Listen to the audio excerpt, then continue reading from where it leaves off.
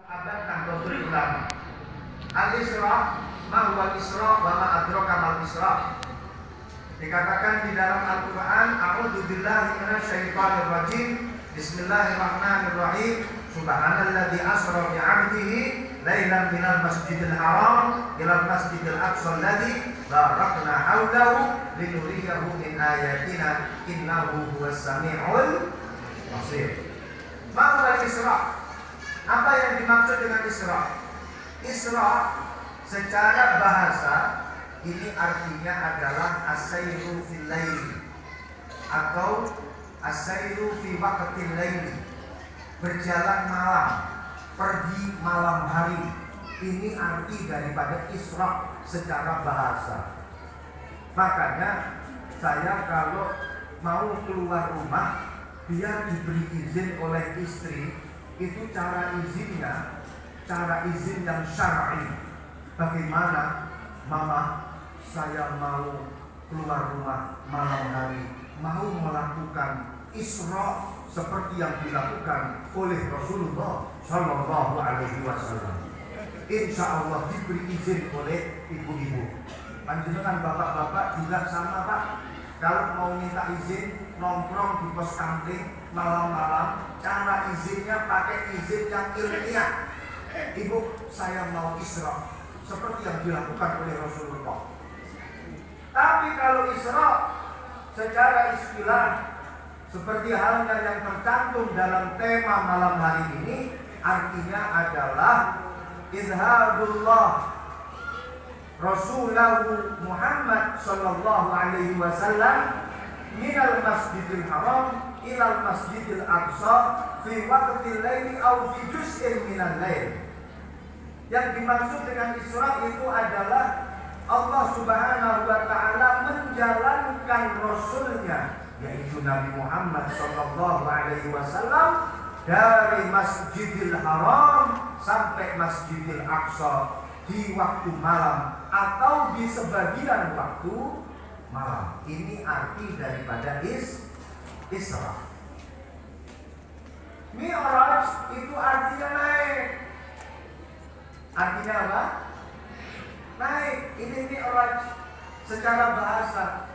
Makanya banyak orang naik senangnya di malam hari. Ini yang ketawa pasti pikirannya negatif tinggi. Isra itu artinya malam kita jalan-jalan. Mi'raj itu artinya naik. Makanya banyak orang naik itu di waktu naik apa? Nah, ini pikirannya ini kemana-mana. Padahal maksud saya, banyak orang yang dinaikkan derajatnya di malam hari. Karena ketika malam hari dia manfaatkan waktu dengan sebaik-baiknya. Malam hari orang pada tidur, dia kemudian takarrub kepada Allah, maka dengan cepat dia naik derajatnya, diangkat derajatnya oleh Allah Subhanahu wa taala. Makanya malam hari ini kita alhamdulillah di majelis ini, insya Allah barokah pengajian dalam rangka Isra dan Mi'raj, naik semuanya derajatnya. Amin ya rabbal alamin. Kalau Mi'raj dari sisi istilah itu adalah i'rajullah ta'ala rasulahu minal masjidil aqsa ila sama as-sab'ah hatta fawqa fi waqtil laili aw fi juz'in minal lail. Mi'raj itu artinya adalah Allah Subhanahu wa taala menaikkan Rasulnya Nabi Muhammad sallallahu alaihi wasallam dari Masjidil Aqsa sampai pada langit 7 dan bahkan sampai di atasnya, bertemu dengan Allah di malam hari atau dari bagian malam hari. Ini namanya Mi'raj. Ini adalah satu mukjizat yang spesial, tidak pernah diberikan oleh Allah kepada nabi-nabi sebelum Nabi Muhammad sallallahu alaihi wasallam. Spesial mukjizat. Makanya saking spesialnya, ketika Rasulullah setelah melakukan Isra dan Mi'raj dan mengabarkan peristiwa Isra dan Mi'raj ini kepada orang-orang Makkah. Banyak sekali orang-orang Quraisy Makkah yang tidak percaya dengan Isra Mi'raj. Mana mungkin wahai Muhammad kau melakukan Isra dan Mi'raj hanya satu malam dari Masjidil Haram sampai Masjidil Aqsa. Mereka berusaha merasionalisasikan apa yang terjadi dalam mukjizatnya Rasulullah. Padahal mukjizat itu nggak bisa dirasionalisasikan. Mukjizat perkara yang istimewa yang di luar akal manusia diberikan oleh Allah kepada nabinya sebagai i'jaz yang menumbuhkan untuk musuh-musuhnya. Ini mukjizat. Dalam syariat agama Islam itu tidak semuanya bisa diakal. Makanya dalam syariat agama Islam itu ada istilah ta'abbudi, ada istilah ta'akkuli. Ta'abbudi dan kalau ta'abbudi ini perkara yang sifatnya itu adalah ibadah dan yang mengetahui rahasianya hanya Allah Subhanahu wa ta'ala. Kita nggak bisa merasionalisasikan dengan otak kita. Sampai jebol otak kita ini berpikir, kenapa kita ini kalau sholat harus menghadap kiblat? Nggak akan tutup, benar nggak? Kita punya otak untuk berpikir, kenapa kalau sholat itu ada berdirinya, ada rukuknya, ada sujudnya, ada duduknya. Ini maksudnya apa? Kalian memikirkannya sampai jebol otaknya, nggak akan tutup. Wudu, kenapa kalau wudu itu dibasuh anggota ini dan itu sampai selesai akhir nggak bakal ketemu. Makanya dulu ada yang pernah tanya, Gus, wudu kalau batal, semisal karena kentut, itu kenapa bokoknya, mohon maaf, kok tidak terkena air, malah yang dibasuh itu wajahnya, padahal yang kentut itu pantatnya. Ayo, kira-kira jenengan mau jawab gimana? Memaksakan ta'abbudi untuk dirasionalisasikan, nggak bisa Pak. Ini sifatnya ta'abbudi, murni ibadah. Allah yang tahu rahasianya. Jangan sampai dipaksa untuk diakal-akal. Kalau mau dijawab, kenapa wudu itu yang dibasuh anggota tubuh ini dan itu, padahal yang kentut itu pantatnya. Jawabannya pakai jawaban cangkem elek. Jawabannya gimana? Kamu kalau sakit mata, terus kata dokter harus diobati dan disuntik. Apa matanya kira-kira yang disuntik? Padahal yang sakit matanya. Terus apakah matanya yang harus disuntik? Kan tidak. Sama, walaupun yang kentut itu pantat, bukan berarti yang dibasuh dikenakan air itu pantatnya. Bukan. Tetap anggota yang dibasuh ketika wudu. Ini ta'abbudi, tidak bisa diakal-akal. Kalau ta'akkuli ini bisa dirasionalisasikan. Ada di dalam syariat agama Islam yang sifatnya itu ta'akkuli.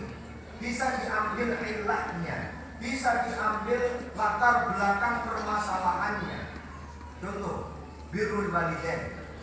Di dalam Al-Quran hanya dikatakan begini, wala taqul lahuma uffin. Ini ayat yang berbicara tentang birrul walidain, berbakti kepada orang tua. Jangan kamu berkata uff atau berkata kasar atau membentak kepada kedua orang tua kamu. Kita dilarang mengatakan moh, kita dilarang mengatakan kepada kedua orang tua kita. Dengan dikatakan di dalam Al-Quran, wala taqul lahuma uffin. Tapi ini bisa dikembangkan sesuai dengan akal kita. Satu contoh pertanyaan, apakah kalau Al-Quran itu hanya mengatakan wala taqul lahuma uffin, terus kemudian kamu boleh mukulin orang tua? Kan tidak. Apakah kalau di dalam Al-Quran dikatakan wala taqul lahuma uffin, terus kamu boleh nendang orang tua sampai membunuh orang tua dengan alasan di dalam Al-Quran kan yang tidak boleh itu hanya mengatakan uff.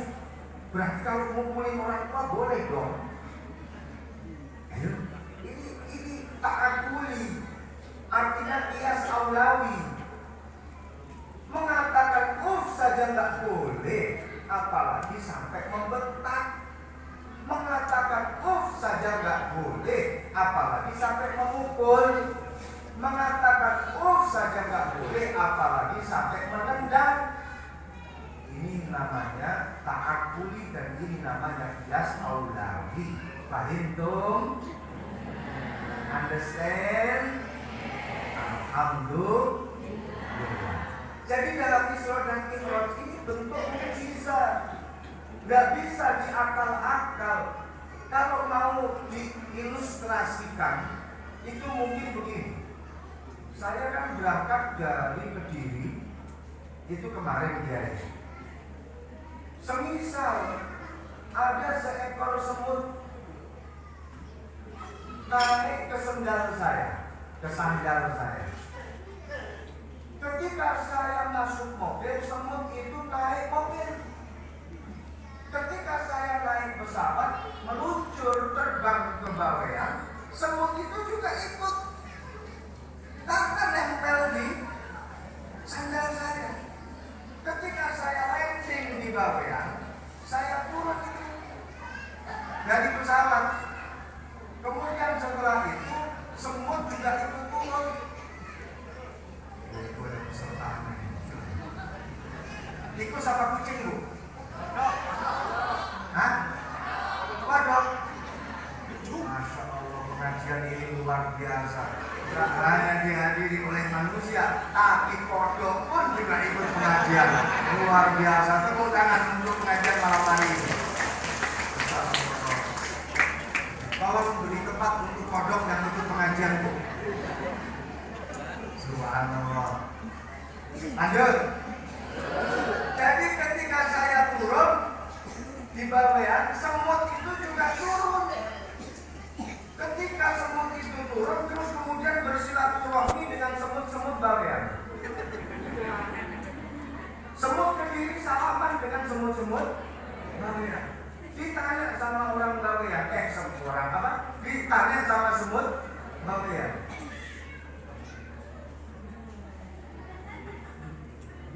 Sampai jadi 5. Kata semut Bawean Pak Lurah, ampean dari 5. Kata semut Kediri, kowe ngomong apa? Kata semut Bawean, bukan kan semut, itu kan semut. Kowe apa paham? Kata semut Kediri. Akhirnya di situ bersilaturahmi ketahuan taruh antara semut Bawean sama semut Kediri. Pakai bahasa nasional.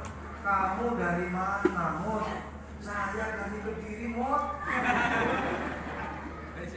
Kamu kapan berangkat dari Kediri, Mut? Saya berangkat dari Kediri itu jam 5 pagi, Mut. Sampai Bawean jam 8, Mut. Kata semut Bawean, kamu mengada-ngada, Mut. Mana mungkin Kediri Bawean kamu tempuh hanya 3 jam. Menghayal kamu. Kira-kira semut Bawean percaya nggak? Hah? Percaya nggak kalau semut Kediri berjalan dari Kediri hanya 3 jam sampai di Bawean? Percaya nggak? Nggak percaya. Tapi setelah dijelaskan oleh semut Kediri, gini loh Mut. Jadi ceritanya gini Mut. Saya itu naik sendalnya orang Mut. Sendalnya itu naik pesawat. Saya juga naik pesawat. Makanya saya bisa di sini sampai jam 8, berangkatnya jam 5 cepet karena barokahnya naik sandal Mut. Baru semut Bawean percaya. Oh begitu.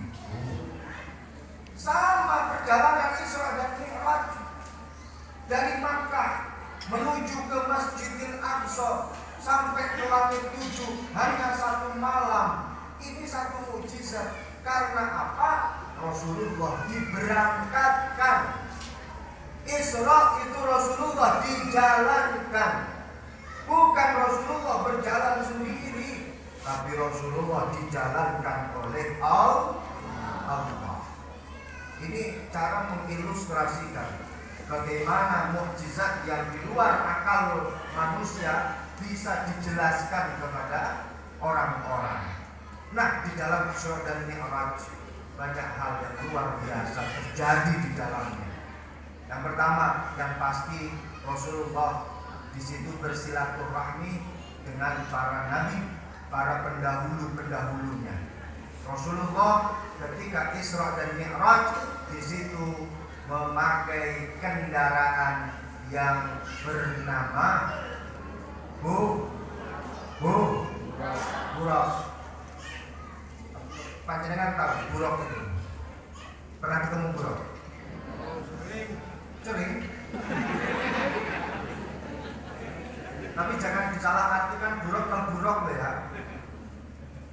Orang Jawa itu di satu pengajian itu kadang itu salah artikan. Isra Mi'raj, malah Isra Mi'raj naik. Kemudian Buraq itu Buraq, jadi malam-malam naik ke Buraq. Ini penafsiran yang salah kaprah. Jangan ditiru. Saya takut ini viral nanti dibolak-balik.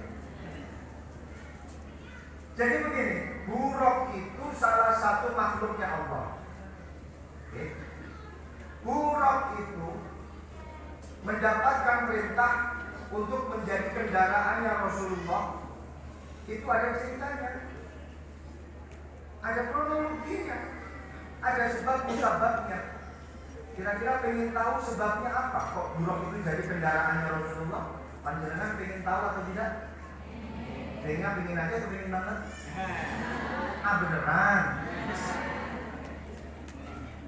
Jadi ketika ada kerinduan yang membara di dalam diri Rasulullah, karena sebelum Isra dan Mi'raj Rasulullah lama tidak mendapatkan wahyu dari Allah. Akhirnya kangen, seakan orang yang sudah lama tidak mendapatkan surat cinta dari seorang kekasih. Wahyu itu seakan surat cinta. Ketika Rasulullah mendapatkan wahyu, Rasulullah akan tegar dan semangat kembali. Lama itu Rasulullah tidak mendapatkan wahyu, hatinya kering pada waktu itu, ingin mendapatkan siraman wahyu dari Allah. Dan Allah subhanahu wa ta'ala sami'un basirun. Allah tahu apa yang dirasakan oleh Rasulullah. Allah memanggil malaikat Jibril, Muhammad kangen Jibril, panggil dong ke sini. Siap ya Allah, saya berangkat.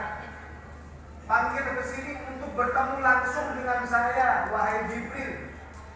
Kata malaikat Jibril, luar biasa ini. Gak seperti perintah biasanya. Ini perintah mempertemukan Rasulullah dengan Allah face to face, muajahah secara langsung. Ini bukan satu perintah yang biasa, tapi extraordinary perintah. Akhirnya apa? Malaikat Jibril bertanya kepada Allah, karena ini luar biasa ya Allah, kira-kira saya mau pakai kendaraan apa? Biasanya kan saya langsung terbang. Ini kan saya nanti harus membawa Rasulullah. Kira-kira Rasulullah saya bonceng pakai kendaraan apa? Jawab Allah, cari kendaraan yang paling bagus di surga, cari. Mereknya Buraq. Pergilah malaikat Jibril ke surganya Allah. Ketika pintu surga itu dibuka oleh malaikat Jibril, berat. Malaikat Jibril kaget. Panjenengan juga sama. Karena apa? Malaikat Jibril melihat ada 40 juta Buraq yang ada di dalam surganya Allah. 40 juta Buraq. Satu riwayat mengatakan 40 juta Buraq. Malaikat Jibril kemudian berpikir kembali. Ini kan suruh milih satu dari 40 juta kendaraan Buraq. Terus mana yang saya pilih? Tapi ada satu kendaraan Buraq, hayawan Buraq yang berbeda dengan Buraq yang lainnya. Ini ada satu Buraq berada di pojokan surga. Saya nggak tahu surga itu ada pojokannya atau tidak. Tapi yang jelas di situ seekor Buraq yang tingginya di atas Bilal dan di bawah keledai itu menangis.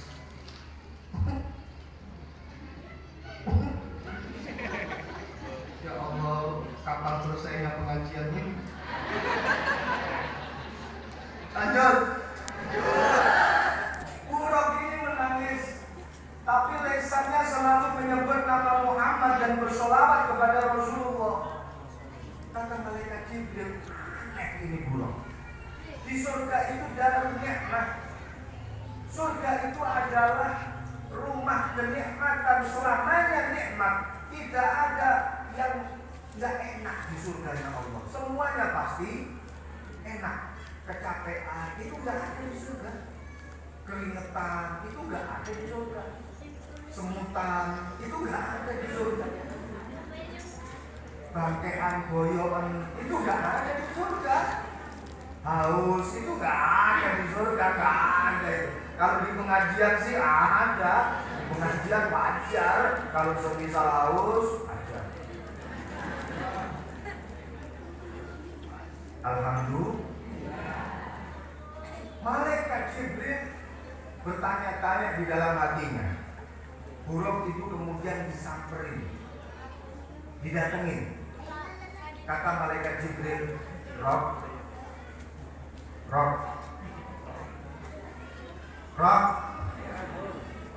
dalam malaikat Jibril. Kenapa kamu menangis? Bukankah di surga ini semuanya nikmat? Tapi kenapa kamu malah justru menangis, Rob?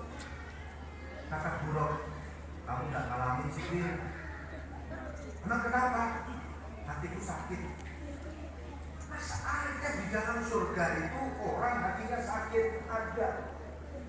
Aku ini Jibril masih ingat banget. Waktu aku diciptakan oleh Allah, aku melihat itu nama Muhammad bergantung dengan nama Allah. Itu pasti Muhammad itu adalah kekasihnya Allah. Dan saya ngefans dengan Muhammad. Setiap hari lisan ini selalu menyebut nama Muhammad. Hati ini selalu saja teringat dengan Muhammad. Aku berharap bisa bertemu dengan Muhammad, karena sudah memendam rasa rindu. Sampai aku ini merasakan love by distance, atau cinta antara jarak dan waktu. Aku ingin bertemu langsung gitu. Apa kata malaikat Jibril? Rob, luar biasa. Kamu akan bertemu dengan orang yang kamu rindukan, Muhammad Sallallahu Alaihi Wasallam. Bahagianya bukan main. Buraq bertemu dengan orang yang dia rindukan dan yang selalu dia sebut namanya setiap waktunya. Makanya ini menjadi satu alasan Buraq aja hayawan surga, karena sering bersolawat dipertemukan oleh Allah untuk bertemu dengan Rasulullah. Kita ini umatnya, Buraq aja bisa ketemu. Kita insya Allah dengan sering menyebut nama Nabi Muhammad, dengan sering bersolawat, insya Allah nasibnya akan lebih baik daripada Buraq bertemu dengan Rasulullah Sallallahu Alaihi Wasallam. Sallu ala Muhammad. Sallallahu ala Muhammad. Sallallahu alaihi wasallam. Sallallahu ala Muhammad. Sallallahu alaihi wasallam.